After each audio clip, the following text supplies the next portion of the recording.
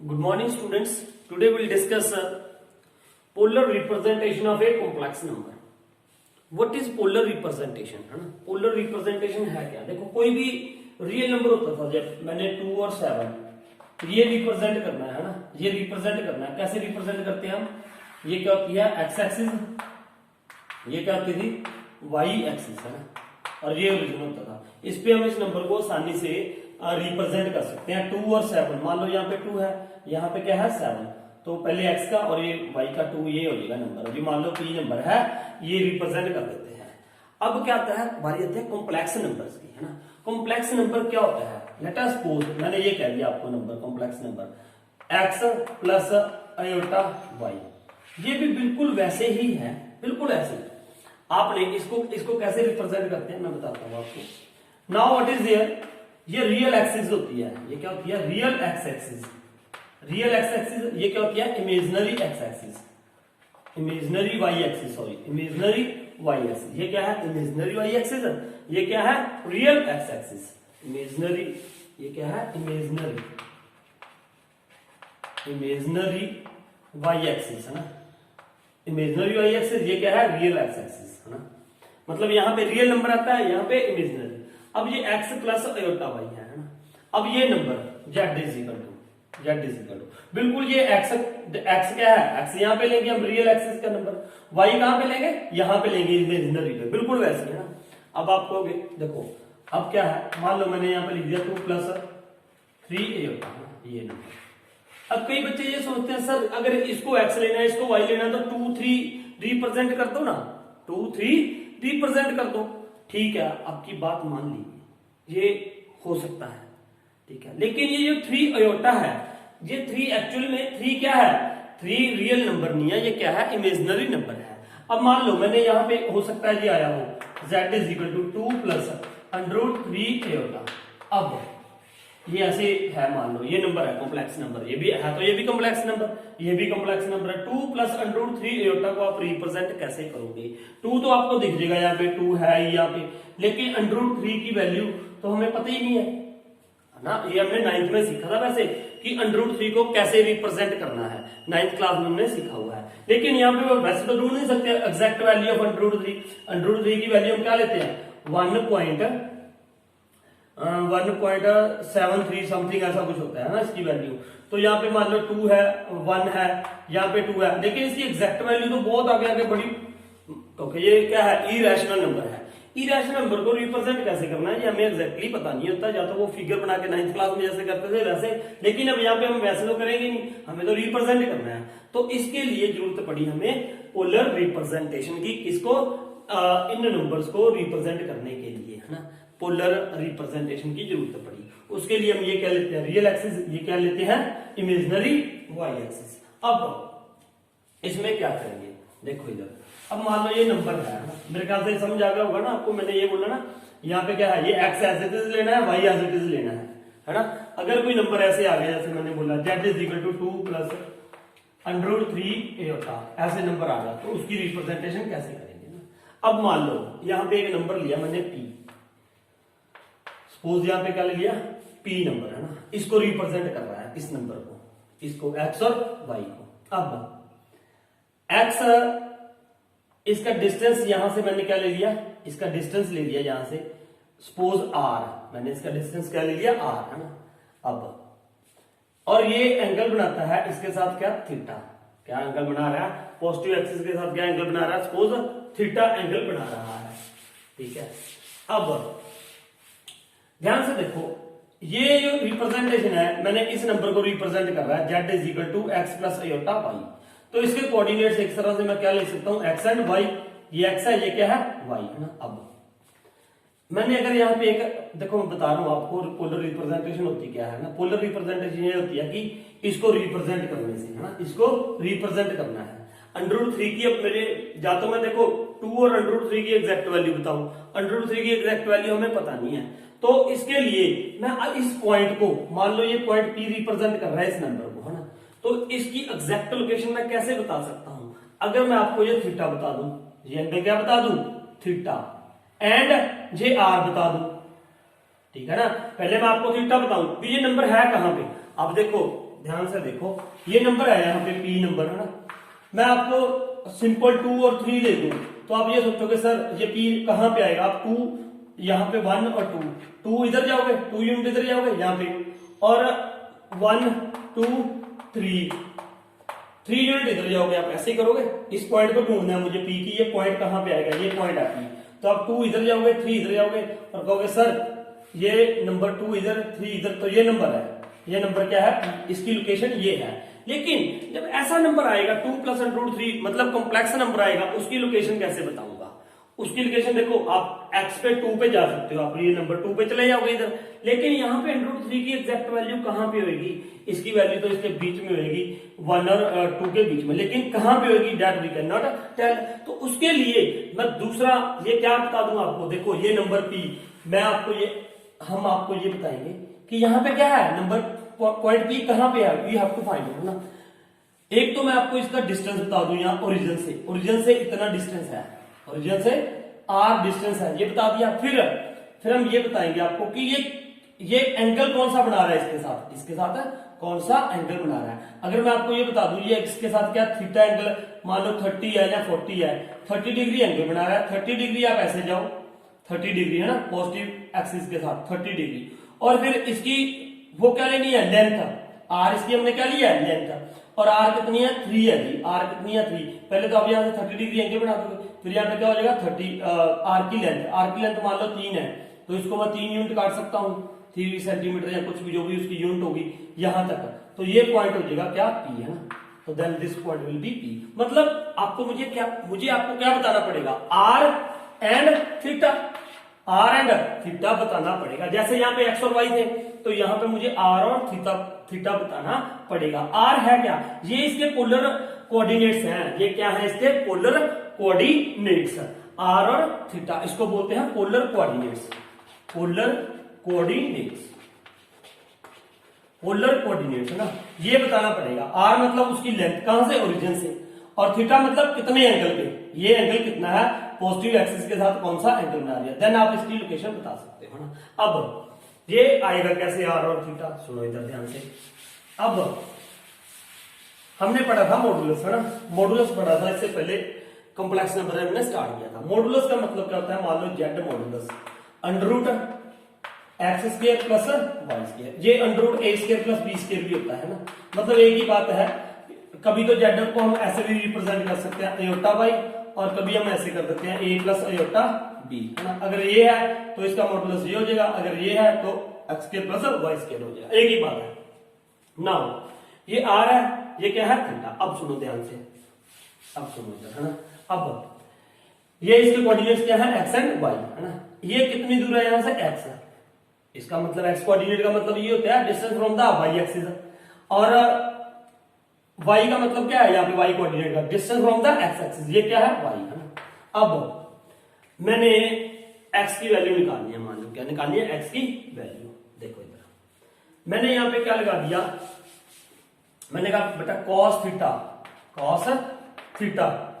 क्या होगा, cos theta की वैल्यू क्या होगी है ना। आप कहोगे सर cos थीटा किसके इक्वल होता है,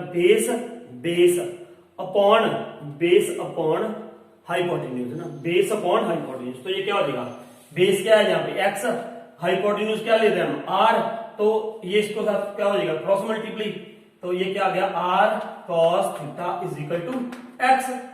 x क्या होना चाहिए, x क्या होता है r cos थीटा। अब दूसरी बात, अब मुझे निकालना है y है ना, y और r मतलब ये क्या है, इसके सामने परपेंडिकुलर, ये क्या है हाइपोटेन्यूज है ना। अब परपेंडिकुलर हाइपोटेन्यूज किस में आते हैं, कौन सी ट्रिग्नोमेट्रिक रेशियो लगानी पड़ेगी, हमने 10th में बहुत अच्छी तरह से पढ़ा है ना। ये किस में आती है, परपेंडिकुलर, और ये साइन में, sine theta is equal to आप क्या करो, परपेंडिकुलर y, परपेंडिकुलर कौन, हाइपोटेन्यूज, तो वो क्या है r है ना। तो ये क्या हो जाएगा, y = r sin थीटा, ये आ गया। अब नंबर क्या था हमारे पास, नंबर कॉम्प्लेक्स नंबर क्या था, z = x + अयोटा y। अब इसकी पोलर रिप्रेजेंटेशन क्या बन गई, x की वैल्यू क्या आई, r cos theta r cos theta plus iota y की वैल्यू क्या आई r sine theta, r sine theta है ना, ये आ गई। अब ये इसकी क्या है पोलर रिप्रेजेंटेशन। इससे हमें आर कॉमन निकाल दो, आर क्या निकाल दिया कॉमन, तो ये क्या आ जाएगा cos theta plus iota sine theta. ये होती है इसकी polar representation of the complex number. क्या polar representation of the complex number is this. मैंने आपको आर भी बता दिया। आर की देखो, आर की वैल्यू हम कैसे फाइंड आउट किया करेंगे।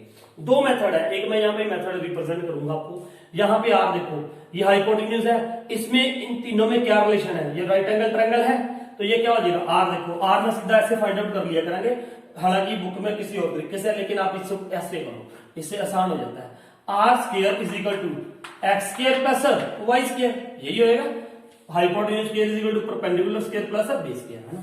अब r square is equal to r is equal to क्या हो जाएगा under root x square plus Y square. अब ये क्या पता, ये मैंने क्या बताया था, ये क्या है मॉडुलस, ये क्या है मॉडुलस है ना। तो आर इज इक्वल टू ये क्या है जेड, देखो मॉडुलस हम करते थे ना, मॉडुलस मान लो ये है जेड, इसका मॉडुलस क्या आएगा under root x square plus Y square है ना। ये तो अब ये क्या हो गया मॉडुलस, इसको मैं ऐसे लिख दूं मॉडुलस, तो आर इज इक्वल टू क्या हो गया मॉडुलस जेड।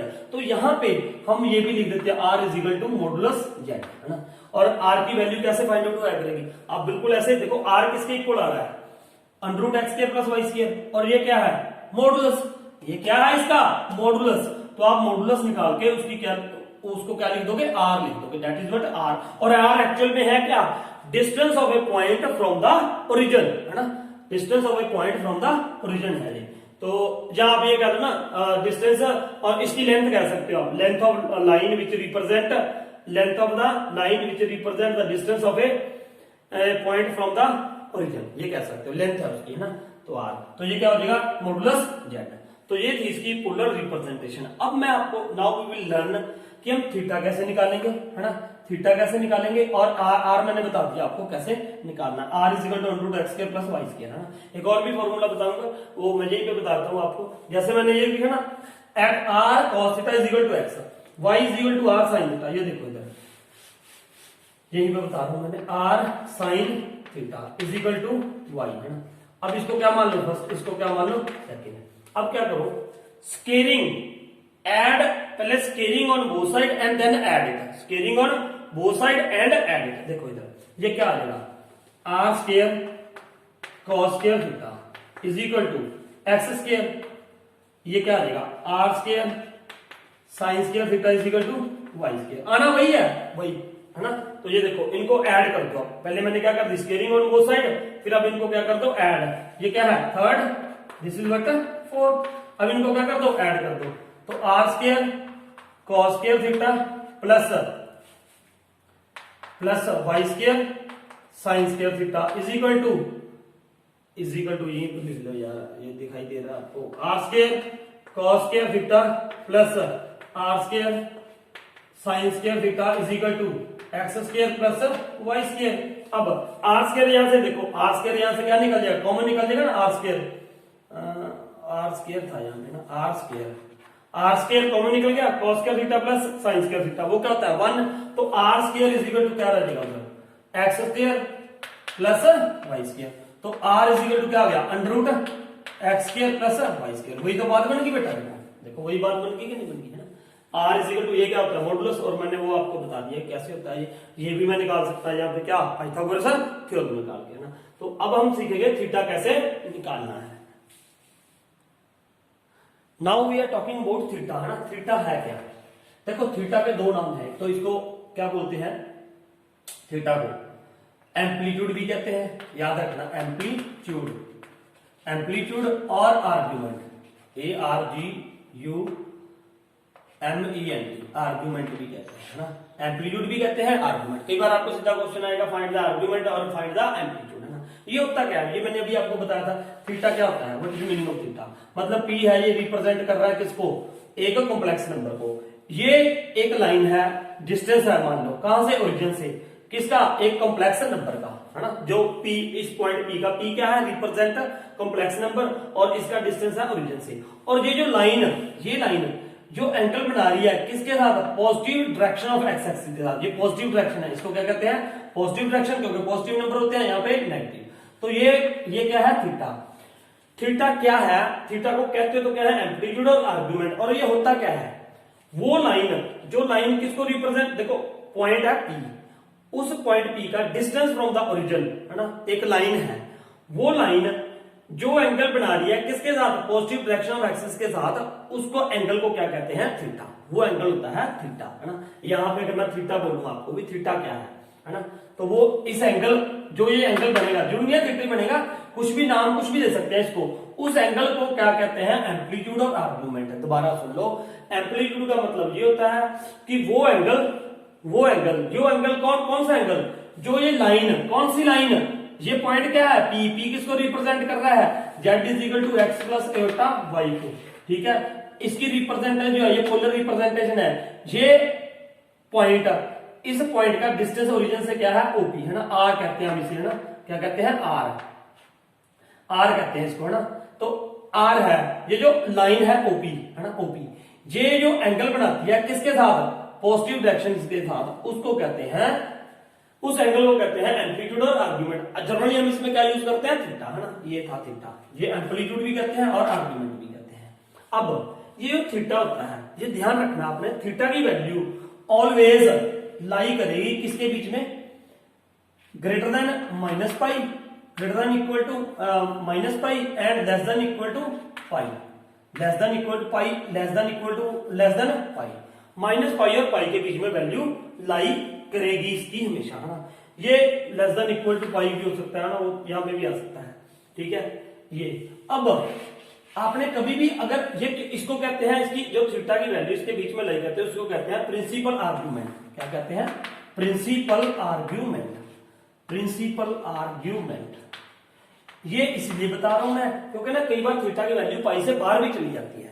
ये हम आगे करेंगे ना जब सम, आपको तब और अच्छी तरह से क्लियर हो जाएगा। लेकिन यहाँ पे कंफ्यूज होने की बात नहीं है, आपको सिर्फ ये लगना है कि एम्पलीट्यूड और आर्गुमेंट क्या होता है, वो थीटा होता है, और थीटा की वैल्यू हमेशा कहां पे लाई करेगी, greater than minus pi and less than pi. इसका रीजन है, इसका रीजन देखो, अब यहाँ पे ये थीटा है ना, ये तो है ही है, जो कभी ये सेकंड क्वाड्रेंट में भी आ जाएगा, ये पी रिप्रेजेंटेशन जो आएगी ना, थर्ड में भी आएगी, फोर्थ में भी आएगी, उस हिसाब से फिर थीटा की वैल्यू क्या हो सकती है। कई बार जो एक्चुअल में भी अपने थर्ड चैप्टर में पढ़ा, थर्ड चैप्टर क्या है, ट्रिग्नोमेट्रिक फंक्शंस, है ना, ट्रिग्नोमेट्री है। उस ट्रिग्नोमेट्री में हमने ये पढ़ना है, हमने पढ़ा है कि साइन, आपने पढ़ा साइन 0 इज इक्वल टू क्या होता है, 0, है ना। उसके बाद बहुत जगह ऐसी है यहां पे जिन एंगल पे वैल्यू क्या होती है, 0। एक्चुअल में ये होता है 0 डिग्री टू 360 डिग्री, है ना।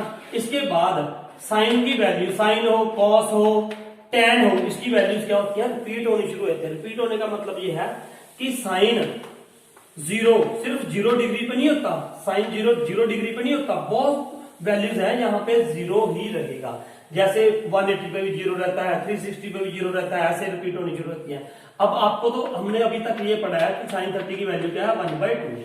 सिर्फ 30 पे ही 1/2 नहीं होती, इसके बाद बहुत सारे एंगल्स हैं जिन पे वैल्यू 1/2 हो जाएगी। मतलब ये मे भी जैसे 360 के बाद कुछ ऐसे एंगल्स होंगे जिन एंगल्स पे ये वैल्यू क्या आएगी, 1/2 होएगी, है ना। तो ये रिपीट होनी शुरू हो जाती है वैल्यूज 360 के बाद, है ना। तो इसीलिए, लेकिन हमने यहाँ पे थीटा क्या लेना है, theta is always greater than minus pi and less than pi. ये मैं अभी आपको बताऊंगा ये इसका क्या चक्कर है ना। तो इसको बोलते हैं प्रिंसिपल आर्ग्यूमेंट। तो अभी हम देखते हैं इसकी थीटा कैसे निकालना है। नाउ देखो फर्स्ट केस है जब z complex number is equal to x plus iota y की फॉर्म में है ना। अब यहाँ पे इसका मतलब ये क्या हुआ, सुनो ध्यान से देखो इन सब चीजों को ना। अब x प्लस आयोटा y है तो p यहाँ पे रिप्रेजेंट हो रहा है, मान लो क्यों, क्योंकि x भी पॉजिटिव है y भी पॉजिटिव है। जब x भी पॉजिटिव होता है y भी पॉजिटिव होता है तो कौन से क्वाड्रेंट में आता है, फर्स्ट में। पोलर रिप्रेजेंटेशन का मतलब सिर्फ इतना है कि हमें ये एग्जैक्ट वे y क्या है, इमेजिनरी, और इमेजिनरी हमारे पास एग्जैक्ट वैल्यू नहीं होती है। जैसे मैंने बताया ना कि z इज इक्वल टू क्या है, 3 प्लस √3 आयोटा। अगर ये ऐसा नंबर आ जाए तो उसकी रिप्रेजेंटेशन कैसे करनी है, हमने सिर्फ उसके लिए है पोलर रिप्रेजेंटेशन, क्योंकि √3 की है ये x, ये क्या है x, ये क्या है y। ऐसे। और y की हमें एग्जैक्ट वैल्यू पता नहीं होती √3, इसीलिए हमें पोलर रिप्रेजेंटेशन की जरूरत पड़ती है। किसकी? उस एंगल थीटा की, इस एंगल की थीटा की, कि ये है कहां पे, ये पॉइंट कहां पे होगा, सिर्फ हमें थीटा बताया जाएगा और इसकी लेंथ बताई जाएगी, है ना। तो और इस थीटा को क्या कहते हैं हम, इस एंगल को एम्पलीट्यूड और आर्ग्यूमेंट। अब देखो इधर P है यहाँ पे, है ना, तो ये यहाँ पे होगा, मान लो ये क्या है R, ये क्या है R, इसकी लेंथ, है ना। और अब ये इसको हमें क्या निकालना था, ये एंगल क्या है, थीटा, है ना, ये एंगल क्या है, थीटा। अब मान लो मैंने इसको क्या ले लिया, आप इसको ऐसे लिख दो, मान लो मैंने इस एंगल को क्या ले लिया, अल्फा ले लिया, दिस इज व्हाट अल्फा, है ना, ये एंगल क्या है, अल्फा। अब ये किस नंबर को रिप्रेजेंट कर रहा है, एक्स और वाई को, है ना। अब यहाँ पे मैंने ये डॉट सा ला लिया, ये क्या है एक्स, ये क्या है वाई, क्योंकि इसकी रिप्रेजेंटेशन क्या है, एक्स एंड वाई है, अभी एक्स एंड वाई, तो ये एक्स है, ये वाई है ना। अब अगर मैं यहाँ पे रिप्रेजेंटेशन निकालू इसकी देखो ध्यान से, रिप्रेजेंटेशन निकालू आर टेन अल्फा लिखू, मैं यहाँ पे क्या लिखू, टेन अल्फा, है ना।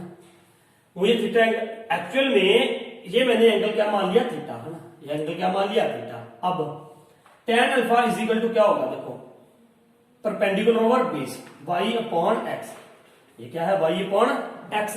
अब इसको आपने मॉडुलस में लिख लेना है, किसमें लिख लेना, मॉडुलस में। अब यहाँ पे जो टेन अल्फा आएगा, जो टेन अल्फा की वैल्यू आ जाएगी टेन अल्फा से, है ना, यहां से आपने अल्फा निकाल लेना है, अल्फा कैसे, क्योंकि ये हमें रियल वैल्यू देगा, y इसमें क्या होगा, रियल वैल्यू देगा, y क्या देगा हमें, रियल वैल्यू। अब वहां से क्या निकाल दो, y अपॉन एक्स, ये वाला। चलो ये मैं बाद में बताता हूँ आपको, इसमें थोड़ा आप कंफ्यूज मत हो ना, इसमें क्या है, ये अभी रहने दो, बाद में बताऊंगा, ये बहुत आसान मेथड है। पहले आप ये करो, ये क्या है, एक्स है, ये क्या है, वाई है ना, ये रिप्रेजेंटेशन। अब जो एंगल बना रही है यहाँ पे अल्फा, यही क्या होगा, थीटा, क्योंकि हमने क्या बोला, थीटा हमने वो लेना है कि ये जो लाइन है ये इसके साथ पॉजिटिव एक्सिस के साथ कौन सा एंगल बना रही है, ये अल्फा बना रही है, तो यहाँ पे अल्फा इज इक्वल टू क्या होगा, थीटा होगा। तो यही आप एंगल क्या ले लोगे, थीटा ले लोगे। तो यहां से हमारे पास क्या वैल्यू आ जाएगी, इसकी थीटा की, है ना। ये निकालनी कैसे है, ये भी मैं बताऊंगा आपको अभी। ये एक एग्जांपल लेके बताता हूँ मैं आपको ना, एक एग्जांपल ले लेते हैं। इसमें से एक एग्जांपल ली हमने, देखो हमने क्या ली example, represent the z is equal to 1 plus iota √3, ये एग्जांपल ले ली मैंने। कहना represent the complex number in the polar form, इसको पोलर फॉर्म में रिप्रेजेंट करना है। अब सबसे पहले मैंने आपको बोला कि आप x इज इक्वल टू क्या होता है, x is equal to r cos theta और y is equal to r sin theta, x is equal to r cos theta, y is equal to r sin, ये मैंने अभी आपको बता दिया ये कैसे होता है। उसके बाद इसका r निकाल लो, r कैसे निकालते हैं, √x² प्लस y स्क्वायर, है ना, ये सीधा निकाल लो आप। कई बच्चे ऐसे निकालते हैं कि x कितना है, ये देखो ये क्या है, x इज इक्वल टू क्या है 1, r कितना है, r हमें निकालना है, और cos थीटा इसको ऐसे रहने दो।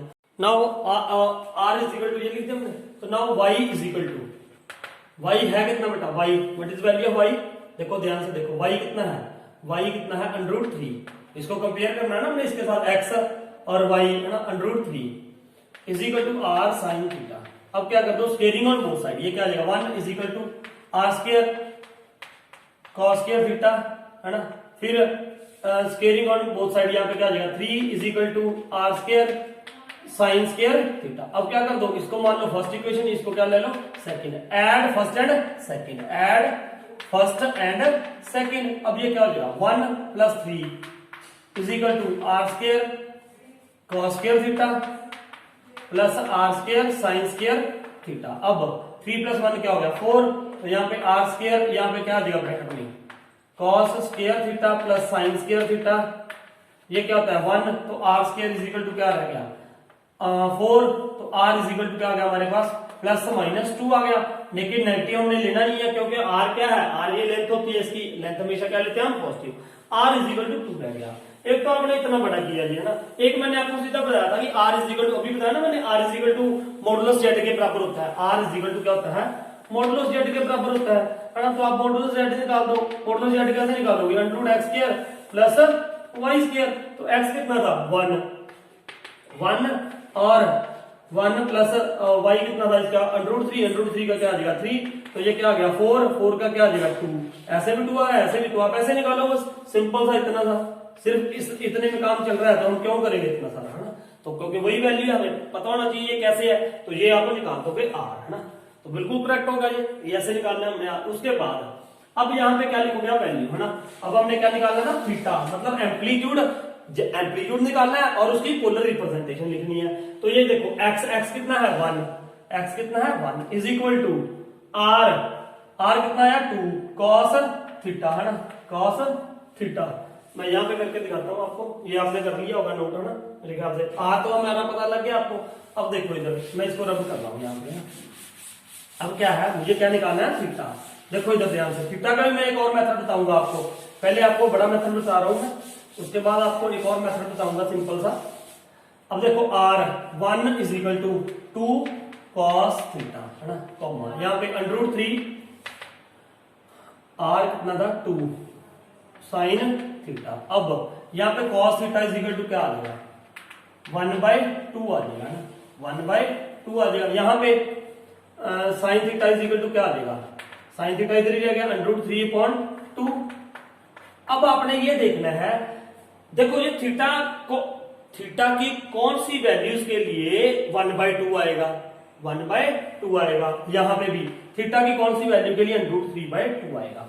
अब ये देखो बहुत सारी वैल्यूज होती हैं ऐसे, यहां पे थीटा क्या होता है, थीटा की वैल्यू क्या आएगी 1/2 आएगी। मतलब ये है कि अब हमने वो ट्रिग्नोमेट्रिक चैप्टर पढ़ना है, ट्रिग्नोमेट्री 3rd चैप्टर, उसमें आपको ये सारा कुछ सीखने को मिलेगा कि जैसे ये है।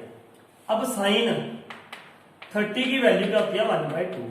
हमें अभी तक यही पता है कि 30 पे होती है, लेकिन ये 30 पे नहीं, उसके बाद बहुत सारे एंगल्स पे ये वैल्यू क्या होती है, रिपीट होती है। ये हम सीखेंगे। मतलब देखो 0 से लेके 360 के बाद, है ना, जो मान लो इसके बाद कोई एंगल आ गया, वैसे इसके बीच में रिपीट हो जाती है एक दो वैल्यूज, और इसके बाद तो बहुत सारी रिपीट ही होनी है वैल्यूज। ये जो वैल्यूज 0 और 360 के बीच में आती है एंगल्स की वैल्यू, उसके बाद भी वही वैल्यूज रहेंगी, है ना। ये 1/2 थीटा के बाद किसी और वैल्यू 360 के बाद और एंगल पे भी वैल्यू आती है, सेम आती है, ये याद रखना। लेकिन हमने यहाँ पे वो ढूंढना है, यहाँ पे दोनों की थीटा की वैल्यू क्या होगी, सेम। अब ये देखो कॉस थीटा, यहाँ पे ये किस पे वैल्यू होती है, साइन की होती है, साइन थीटा, है ना। यहाँ पे थीटा इज इक्वल टू क्या होगा, साइन 60 पे होगी ना। तो थीटा इज इक्वल टू क्या आ गया 60 डिग्री आ गया, 60 आ गया ना। क्योंकि अगर यहाँ मैं 60 लिख दूंगा तो √3.2 देगा मुझे, और यहाँ पे अगर थीटा लिख दूंगा तो यहाँ पे cos 60 की वैल्यू क्या होती है 1/2 होती है। तो यहाँ पे भी थीटा इज इक्वल टू क्या आ गया 60। तो यहाँ पे इसका मतलब हमें एम्पलीट्यूड मिल गया, क्या मिल गया 60 डिग्री। और इसको ना रेडियन में लिखते हैं, रेडियन हमने अभी पढ़ा नहीं है चैप्टर, कोई बात नहीं, लेकिन थोड़ा सा मैं बता देता हूँ। पाई रेडियन, है ना, pi radian is equal to 180 degree होता है, ये याद रख लो भी। 180 डिग्री क्या होता है, पाई रेडियन, है ना। अब यहाँ पे आपने क्या करना था, 60 डिग्री है, इसको पाई में लिखना है ना, पाई में। तो इसको हम ऐसे लिख सकते हैं, देखो थीटा इज इक्वल टू ये, है ना, ये इसको आप चलो चेंज करना तो मैं अभी चेंज भी करना सिखा देंगे। ये देखो 180 degree is equal to pi radian है। अगर डिग्री को रेडियन में चेंज करना है, डिग्री को क्या करना है, रेडियन में चेंज। ये डिग्री है, ये क्या है, रेडियन। अगर ये वहां पे 1 डिग्री या यहाँ पे 1 रेडियन लिखना हो, मैंने क्या लिखना हो 1 रेडियन। तो ये देखो 180 डिग्री तो पाई रेडियन है ना। अगर यहाँ पे 360 डिग्री हो, 360 डिग्री हो, तो उसका क्या बनेगा 2 पाई, क्या बन जाएगा 2 पाई। अब देखो ना, अगर पाई रेडियन, अगर यहाँ पे हमने क्या रखना हो, आप ये देखो, आप चलो आपको मैं ये दिखाता हूं। अगर डिग्री या डिग्री को आपने किस में चेंज करना है, रेडियन में, तो आप क्या कर दोगे, पाई ओवर 180 के साथ क्या कर दो, मल्टीप्लाई कर दो आप। नहीं, पाई ओवर ऐसा करो ना आप, आपको मैं बताता हूँ। ये डिग्री है ना, आपने डिग्री को अगर चेंज करना है, सॉरी 180 डिग्री नहीं है, 60 डिग्री है ना, 60 डिग्री है इनटू डिग्री को, अगर आपने ये डिग्री आप निकाल लोगे, डिग्री को किसमें चेंज करना है, रेडियन में। तो आप क्या कर दो, इसको पाई ओवर 180 के साथ क्या कर दो, मल्टीप्लाई कर दो। सिर्फ आप ये सीखोगे, जो एंगल यहाँ पे निकालना है उसको रेडियन में चेंज करने के लिए आप क्या कर दोगे, मल्टीप्लाई कर दोगे पाई/180 के साथ। तो अब ये क्या हो जाएगा 63 था, तो क्या आ गया पाई/3। तो यहाँ पे थीटा क्या आ गया पाई/3, थीटा इज इक्वल टू पाई/3 आ गया। ये मतलब रेडियन में चेंज किया है, बस समझे ना। तो ये आपने ये याद रखना है कि डिग्री को रेडियन में चेंज करने के लिए पाई बाय 180 के साथ क्या कर देना है, मल्टीप्लाई कर देना है। तो यहाँ पे क्या आ गया, पाई बाय 3। अब इसकी पोलर रिप्रेजेंटेशन होती क्या है, are is equal to, sorry ये क्या होती है, r cos theta plus iota sine theta. ये इसकी रिप्रेजेंटेशन है कॉम्प्लेक्स नंबर की, कौन सी, polar representation. Now you can put their values. R की वैल्यू हमने क्या निकाली थी, 2 निकाली थी, आई थिंक है ना, यहाँ पे 2 cos pi by 3 plus iota sine pi by 3, है ना। ये वाला कंसेप्ट पता लग गया होगा कि यहाँ पे हमने थीटा निकाल दिया। थीटा निकालने के बाद उसको रेडियन में चेंज करना है, कैसे, इनटू कर दो, मल्टीप्लाई कर दो पाई बाय 180 के साथ, तो वो क्या बन जाएगा, रेडियन बन जाएगा। तो ये था हमारा। अब यहाँ पे मैं एक और बात बताऊंगा आपको, सिंपल सी, ये तो मेथड आपने सीख लिया है ना। अब यहाँ पे ये थीटा निकालने के लिए सुनो इधर ध्यान से सुनो। अब ये मैंने alpha is equal to theta इसलिए लिखा था यहाँ पे, पहले तो आर निकाल दिया आपने। आर कैसे निकालना है, under X square plus Y square, यहाँ पे एक्स और वाई होगा, वो निकाल दिया। उसके बाद आपने क्या निकालना है, टेन अल्फा। टेन अल्फा, अब सोच रहे हो सर अल्फा ये है तो थीटा भी यही होगा, ओके। पॉजिटिव डायरेक्शन के साथ क्या है, थीटा क्या होता है, थीटा में यहाँ पे क्या लेते हैं, थीटा क्या लेते हैं, एम्पलीट्यूड और क्या, एम्पलीट्यूड एंड क्या कहते हैं इसको, आर्ग्यूमेंट, है ना। Tan alpha is equal to कैसे निकालोगे, आप ये निकाल दो यहाँ पे y अपॉन एक्स करके। आप पूछोगे सर ये क्यों किया, क्योंकि ये देखो ना, ये यहाँ पे ये क्या है, अगर यहाँ मैं इसे परपेंडिकुलर बनाऊं तो ये क्या है x, ये क्या है y, है ना। मुझे ये अल्फा निकालना था, ये वाला एंगल, ये एंगल निकालना था, तो ये मैंने टेन अल्फा में लिख दिया। क्यों लिख दिया, क्योंकि tan alpha is equal to क्या होता है, परपेंडिकुलर ओवर बेस। तो परपेंडिकुलर कितना है, इसके सामने वाला y अपॉन x। अब आप कहोगे सर ये मॉडुलस क्यों लिया, सुनो इधर। अब ये जो है ये लेंथ होती है, ये क्या होती है, यहां से लेके इसकी क्या है, लेंथ, ये भी लेंथ है। जब भी हम लेंथ लेते हैं तो लेंथ हमने किस में लेनी है, हमेशा पॉजिटिव में लेनी है। तो इसलिए हमने यहाँ पे tan alpha is equal to y upon x लेना है। जो देखो इसी सम को कर रहा हूं मैं, इसी सम को अगर मैं यहाँ पे ये लेता tan alpha is equal to y है कितना था, y √3 था, √3 अपॉन x कितना था, 1, है ना, ये आ गया। अब यहाँ पे tan alpha is equal to √3, तो इसका मतलब अल्फा इज इक्वल टू क्या आ गया, अल्फा इज इक्वल टू क्या आ गया, पाई बाय 3। ये हाँ पाई बाय 3 भी होती है, इसकी वैल्यू 60 पे, पाई बाय क्या आ गया 3, पाई बाय मतलब भाई 60 यार, यहाँ पे क्या हो गया 60 डिग्री पे होती है, tan 60 की वैल्यू क्या होती है √3, तो मैं इसको चेंज कर दूंगा किसमें, वही इंटू पाई बाय 180 के साथ करके, तो ये भी पाई बाय 3 आ जाएगा। अब ऐसे ही पाई बाय 3 आ रहा था, तो इतना बड़ा करने की हमें जरूरत नहीं है, हम सिर्फ ये कर सकते हैं दूसरा method, tan alpha is equal to y by x। अब अल्फा और थीटा का क्या चक्कर है, मैंने यहाँ पे अल्फा लिया था, अल्फा इज इक्वल टू अगर फर्स्ट क्वाड्रेंट में है तो अल्फा इज इक्वल टू क्या लोगे आप, थीटा लोगे। जो अल्फा आएगा वही थीटा आएगा, जो अल्फा आएगा वही थीटा आएगा, और उसके बाद आपने इसमें वैल्यू लिखनी है। चाहे आप ये पहले वाला मेथड कर लो, चाहे आप ये दूसरे वाला कर लो, simple r is equal to this tan alpha is equal to y upon x, और tan अल्फा की वैल्यू निकालो, अल्फा इज इक्वल टू क्या होगा, थीटा। ये था पहले केस में, अगर पहले केस में हो। अब अगर ये क्या, ये वाला नंबर है कॉम्प्लेक्स नंबर किसी दूसरे क्वाड्रेंट में हो तो क्या करेंगे, ये देखो नाउ अगर ये सेकंड क्वाड्रेंट में हो, मतलब z इज इक्वल टू क्या हो, minus x plus iota y, है ना। सेकंड क्वाड्रेंट आ गया ना, ये देखो x माइनस का और y पॉजिटिव का, मतलब क्या है, यहाँ पे ध्यान से सुनो, यहाँ पे अब ये है p, मान लो p रिप्रेजेंट कर रहा है किसको, इस कॉम्प्लेक्स नंबर को, क्योंकि x और ये है ना, तो यहाँ पे ये हो गया इसका r, ये क्या है r तो आप निकाल ही लोगे, फिर मैंने बोला था r कैसे निकालना है, √x² प्लस y स्क्वायर। अब फिर वही tan अल्फा अल्फा यहाँ पे ये लेना है, देखो ये क्या है, अल्फा है, ये मैंने क्या ले लिया, एंगल अल्फा, है ना। ये यहाँ पे ये ऐसे हो जाएगा, ये फिर वही, ये किसको रिप्रेजेंट कर रहा है, माइनस एक्स और वाई को, ये इसका मतलब ये यहां से कितनी दूर है, ये क्या है y, और ये क्या है इधर x, है ना। हालांकि माइनस एक्स है, लेकिन मैं डिस्टेंस हमेशा क्या लूंगा, डिस्टेंस को हमेशा क्या लेंगे हम, पॉजिटिव में लेते हैं। डिस्टेंस हो चाहे माइनस में है, इधर है, वो तो इसकी डायरेक्शन बता रहा है कि इधर है, लेकिन डिस्टेंस तो पॉजिटिव में लेंगे। tan alpha is equal to y upon x modulus में, इसीलिए यहाँ पे मॉडुलस देखते हैं ना, कि ये इसको क्या बना दे, पॉजिटिव बना दे, चाहे माइनस ले भी लोगे आप, तो ये भी क्या आएगा, माइनस आएगा, है ना। तो अल्फा की वैल्यू यहाँ से आ जाएगी, alpha is equal to something आ जाएगा। अब लेकिन आप बोलो ना, आपके मन में ये क्वेश्चन आना चाहिए कि सर यहाँ तो आपने बोला था कि हमने थीटा लेना है। थीटा क्या है? आर्गुमेंट और एम्पलीट्यूड जो इसमें लेते हैं पोलर रिप्रेजेंटेशन में, R cos theta plus iota sine theta. तो ये थीटा कहां पे गया? हाँ ठीक है भाई, मैंने ये कहा था थीटा क्या होता है? Angle made by this line, मतलब जो लेंथ है with the positive direction of axis के साथ। तो ये पॉजिटिव डायरेक्शन के साथ ये क्या एंगल बना रही है? सपोज ये क्या है? थीटा। अब मैं इसमें थीटा कैसे निकालूंगा? How will find out theta? Theta कैसे निकालेंगे बेटा?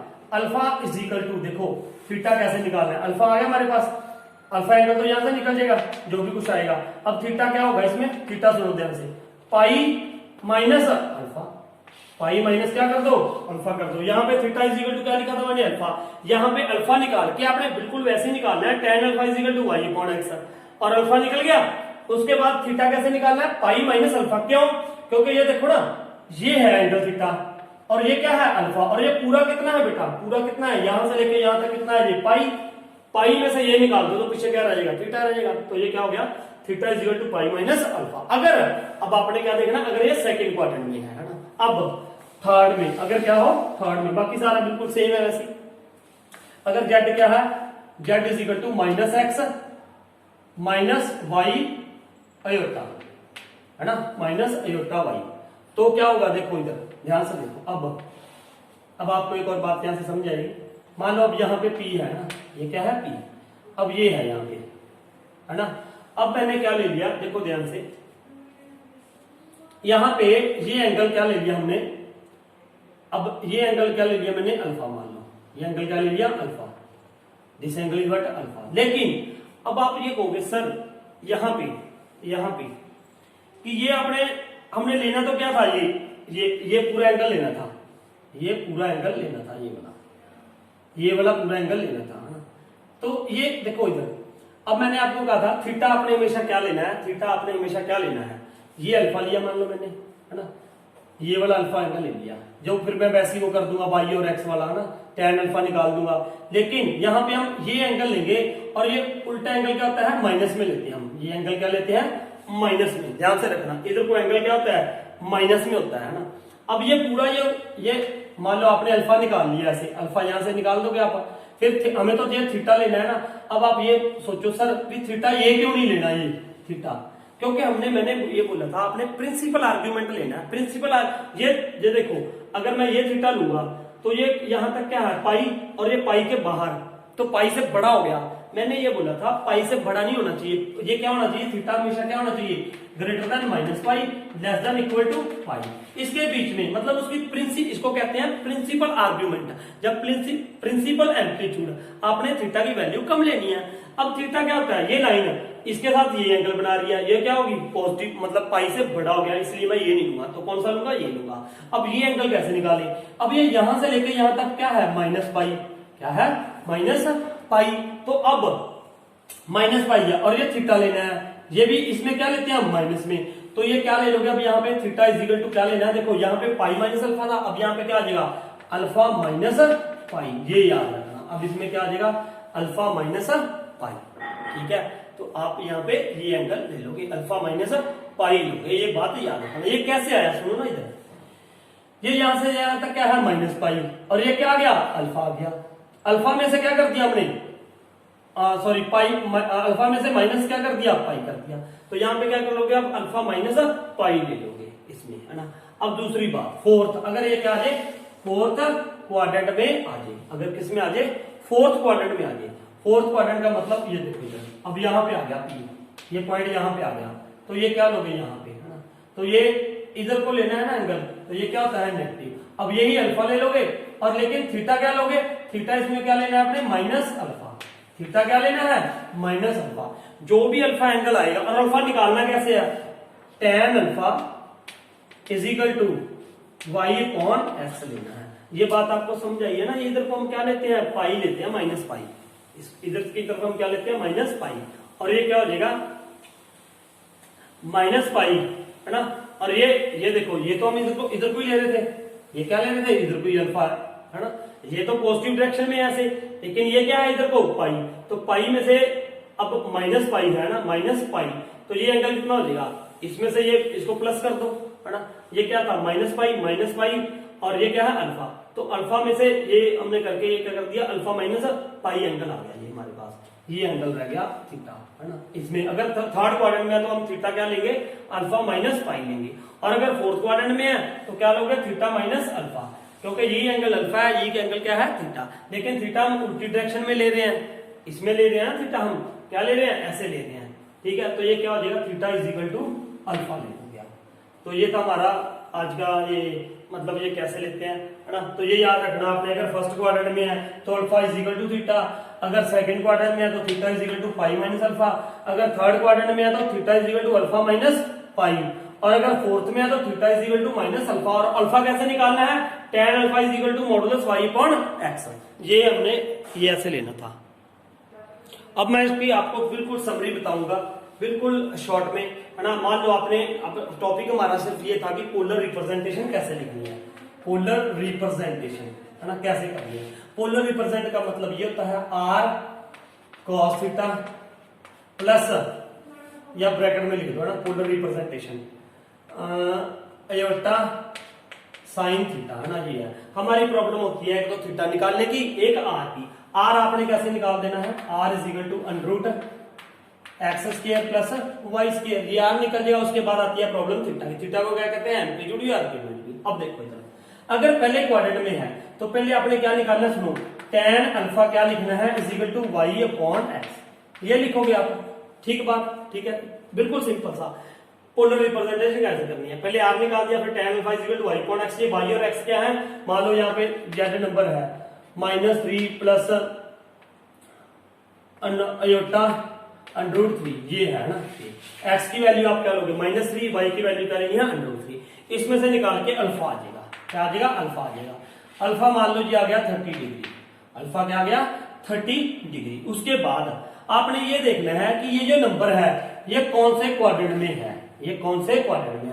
अब जैसे अगर पहले क्वाड्रेंट में है तो जो अल्फा की वैल्यू आएगी वही किसकी वैल्यू आएगी, थीटा की वैल्यू आएगी। बात सिंपल सी खत्म। थीटा इज इक्वल टू क्या लिखोगे आप, theta is equal to alpha. अगर ये दूसरे क्वाड्रेंट में है तो क्या करना है आपने, थीटा इज इक्वल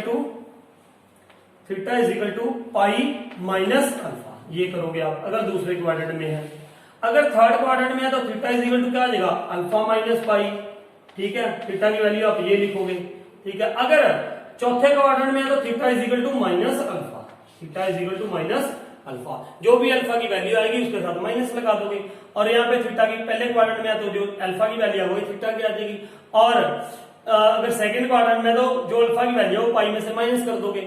और अगर थर्ड क्वाड्रेंट में है, मतलब दोनों माइनस माइनस के हैं, तो क्या कर दो, यहां से पता चलेगा ना हमें कौन से क्वाड्रेंट में है, ये एक्स है ये वाई है, सिंपल सी बात है ना। अगर दोनों पॉजिटिव है तो फर्स्ट में, अगर एक नेगेटिव है दूसरा पॉजिटिव है, देखो पॉजिटिव पॉजिटिव है तो फर्स्ट, नेगेटिव पॉजिटिव है तो सेकंड, अगर नेगेटिव नेगेटिव है तो थर्ड, अगर पॉजिटिव नेगेटिव है तो फोर्थ क्वाड्रेंट, ये थर्ड है ना, ये सेकंड। या आई थिंक 10th में हमने अच्छी तरह पढ़ा हुआ है, तो बिल्कुल आपको ये देखो। फिर थीटा अगर थर्ड में है तो आप अल्फा लिख के यहाँ पे उसमें से पाई माइनस करोगे, अल्फा में से क्या कर दोगे पाई, वो थीटा की वैल्यू है, ये मैंने बता दिया आपको डिटेल में कैसे आता है। और अगर फोर्थ में है तो थीटा की वैल्यू क्या ले लोगे, माइनस अल्फा, जो अगर अल्फा की वैल्यू क्या आ रही है, पाई/3 आ रही है, तो क्या कर दोगे आप माइनस, अगर माइनस पाई/3 आ रही है तो क्या कर दोगे पॉजिटिव। तो ये था बिल्कुल सिंपल सा, आपने ये करके उसके बाद आपने जब थीटा की वैल्यू निकाल ली तो इसके बीच में लिख देनी है, बस सिंपल सी कहानी ये थी सारी। लेकिन हमारा फर्ज है बेटा देखो आपको डिटेल में पढ़ाना है ना, डिटेल में सारी अकेले एक चीज कैसे आई, कहां से आई। अब कई बच्चे ये सोच रहे होंगे सर इतनी सी बात से आपने इतना बड़ा बता दिया हमें, लेकिन बेटा एक अध्यापक का फर्ज होता है कि आपको हर एक चीज बताए। आगे आपने ग्रहण देखो करना ही चाहिए सबको। अगर हम यहाँ से कहीं दिल्ली जा रहे हैं तो रास्ते में कौन सा सिटी आ रहा है, उसकी क्या प्रेफरेंस है, वो किसके लिए मशहूर है, वहां पे क्या है, रास्ते में क्या आ रहा है, वो आपको सारा कुछ पता होना चाहिए ताकि आपकी नॉलेज बढ़े। आपको ज्योग्राफिकल नॉलेज भी होनी चाहिए, इकोनॉमिकल नॉलेज भी होनी चाहिए, सारी हर एक प्रकार की नॉलेज होनी चाहिए आपको, इसीलिए ये मैथमेटिक्स है। अब आना तो यहाँ पे था, सीधा सिंपल सी बात थी, इसको पोलर रिप्रेजेंटेशन लिखनी थी। मैं आपको क्या बताता कि बेटा आपने क्या करना है, पहले आर निकालना है, आर ऐसे निकालोगे, फिर उसके बाद आपने क्या निकालना है, tan अल्फा निकाल लो। अल्फा कैसे निकालना है, y अपॉन x कर दो, अल्फा की वैल्यू क्या आ गई 30 डिग्री आ गई। अगर फर्स्ट क्वाड्रेंट में है तो theta is equal to alpha कर दो, अगर सेकंड में है तो पाई माइनस अल्फा कर दो, थर्ड में है तो अल्फा माइनस पाई कर दो, अगर फोर्थ में है तो theta is equal to minus alpha कर दो। अब थीटा निकल गया तो इसमें वैल्यू पुट कर दो, आर की भी और थीटा की भी, वो क्या बन जाएगी, पोलर रिप्रेजेंटेशन। लेकिन सर आपने इतना बड़ा 45 मिनट का 50 मिनट का लेक्चर दे दिया, फिर बेटा फिर वही है ना, अध्यापक का फर्क है, आपको ये चीजें बताना। तो होप आपको ये सारा समझ आया होगा, है ना। तो आप कमेंट करके जरूर बताओ कि आपको समझ आया कैसे, मतलब कहीं पे प्रॉब्लम तो नहीं है। अगर कहीं पे प्रॉब्लम है तो then I will tell to you again. Thank you for watching this video.